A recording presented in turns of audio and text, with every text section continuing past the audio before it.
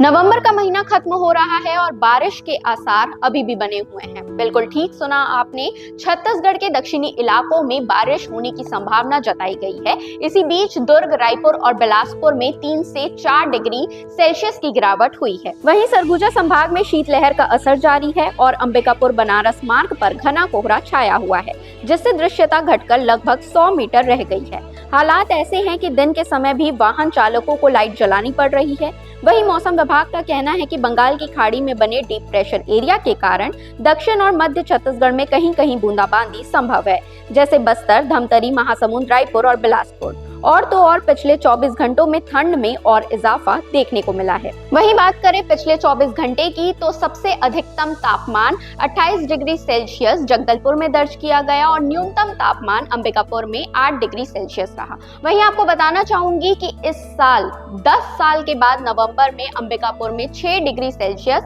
रात के समय दर्ज किया गया है, जो कि बताता है कि इस साल कड़ाके की ठंड पड़ रही है। लेकिन इसी के साथ अब बारिश की भी संभावना जताई गई है। ऐसे ही अपडेट्स के लिए सीजी भास्कर को फॉलो एंड सब्सक्राइब जरूर करें।